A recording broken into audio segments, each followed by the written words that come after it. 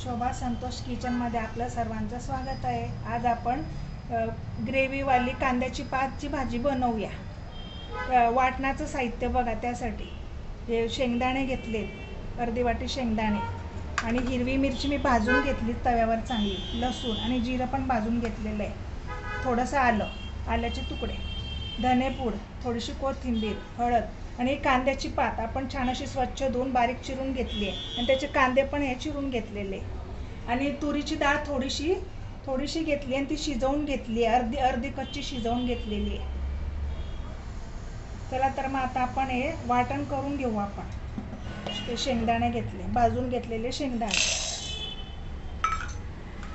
हिरवी मिरची पण मी चांगली तेलावर तव्यावर भाजून घेतली आहे, जरा तिखट मिरची आहे, जरा ही भाजी छान तिखट चांगली लागते। हे जिरं, आलं आणि लसूण,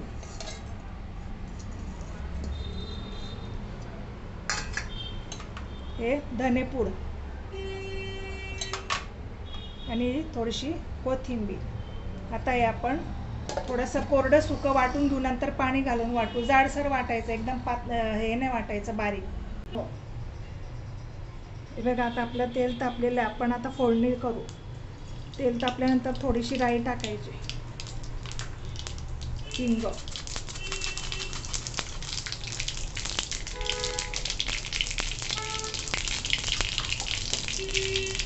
नंतर आपण वाटून घेतलं की नाही, हे वाटण टाकून घेऊ आपण।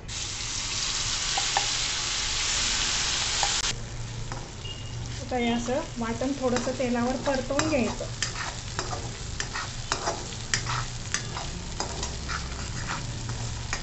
थोडीशी आपण त्यात हळद टाकून घेऊ।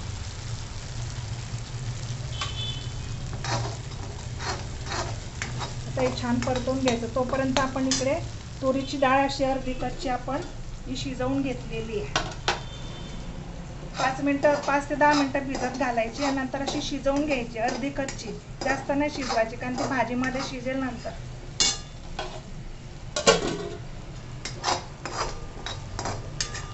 आता हे छान परतवून घ्यायचं 5 मिनिटं जरा।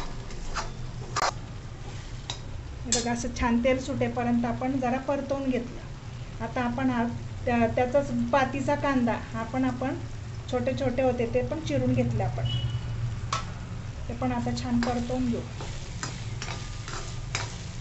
त्याचबरोबर आपण ही चिरलेली कांद्याची पात ही पण आपण परतवून घेऊ।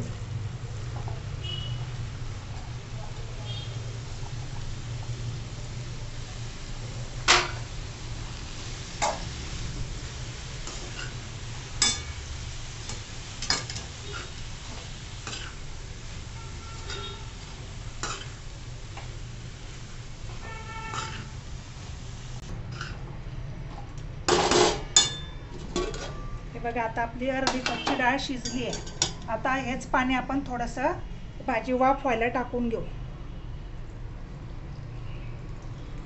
डाळ आपल्याला नंतर घालायची, अजून आता लगेच नाही घालायची, नाही तर मग ती जास्त शिजेल। आता हे आपण 5 मिनिटं जरा ही कांद्याची पात झाकण ठेवून आहे ना वाफवून घेऊ आपण।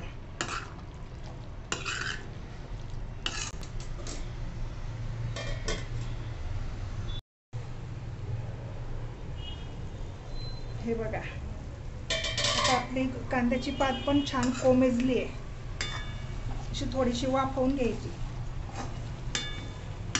आता ही आपण डाळ त्यात टाकून घेऊ। तुम्ही या जागी ते चण्याची पण टाकू शकता, भिजवून थोडी शिजवून घ्यायची मग टाकायची। मी इथे तुरीची डाळ पारंपरिक पद्धतीने करते, जशी आई आजी बनवायची तशी। तुरीची डाळ अर्धवट कच्ची शिजवलेली टाकायची, म्हणजे ती यात शिजेल अजून। चांगलं मिक्स करून घ्यायचं। कांद्याची पात लगेच शिजते, काही वेळ नाही लागत। आता आपण उकळवून घेतलेलं पाणी टाकायचं, गरम पाणी। आपण साईडला पाणी उकळवून घेतलं।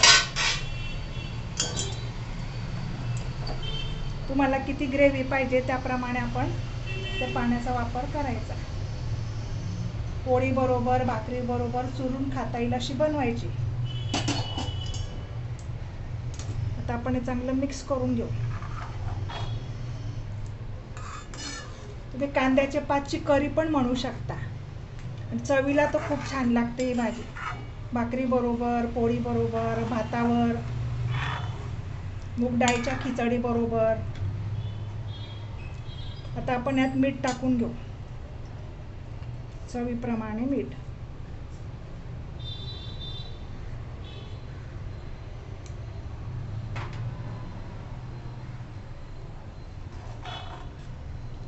आता 5 मिनिटं आपण अजून झाकण ठेवून चांगली वाफवून घेऊ भाजी. बघूया, हे बघा झाली आपली भाजी. हे बघा शिजली आहे भाजी, पण त्यातली डाळ पण शिजलेली आहे आणि कांदा पात पण शिजली आहे. झाली आपली भाजी. आता आपण सर्व करून घेऊ. हे बघा तयार झाली आपली कांद्याची पात. तुम्हाला किती ग्रेव्ही पाहिजे, तुमच्या फॅमिलीत किती व्यक्ती, त्याप्रमाणे अशी आपण ग्रेव्ही बनवायची. तुम्ही याला करी पण म्हणू शकता, कांद्याच्या पातची करी. चवीला तर अप्रतिम लागते आणि कांद्याच्या पातीमध्ये भरपूर प्रमाणात कॅल्शियम आहे. त्याच्यामुळे ही भाजी तर तुम्ही आवर्जून खाल्ली पाहिजे, कोणत्याही रूपामध्ये, पातळ म्हणा, सुकी म्हणा. बघा अशा माझ्या या पद्धतीने झटपट होणारी कांद्याच्या पातची भाजी बनवून बघा. माझी रेसिपी तुम्हाला आवडली असेल तर लाईक करा, शेअर करा. नवीन असाल तर सबस्क्राईब करा, बेल आयकॉनवर क्लिक करा. थँक्यू.